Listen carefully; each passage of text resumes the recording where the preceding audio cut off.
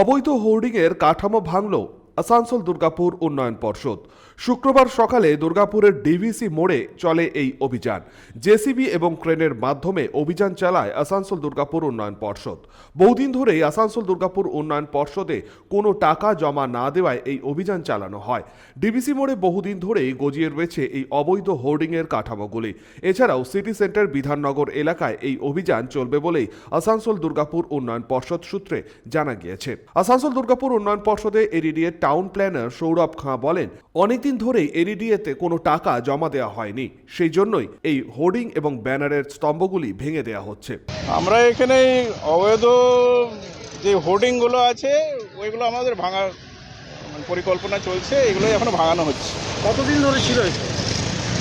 অনেক দিন থেকেই দেয় নেই, বিভিন্ন রকমভাবে এরা অনেক সময় পয়সা দিচ্ছে, অনেক সময় পার্টলি দিচ্ছে, কিন্তু মানে পুরো পেমেন্ট এগুলো অনেক দিন থেকেই বাকি রয়েছে।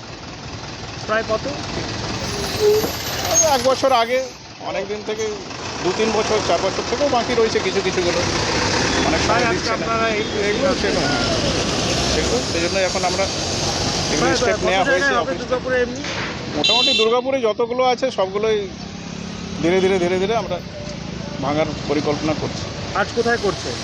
আজকে এখানে ডিভিসি মোড়, সিটি সেন্টার এরিয়ায় যেগুলো আছে ওইগুলো সরানোর জন্য আমরা চেষ্টা করছি। দুর্গাপুর থেকে সনাতন গড়াইয়ের রিপোর্ট, 99 নিউজ বাংলা।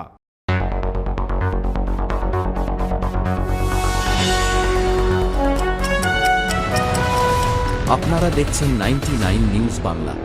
বদলাবো আমরা।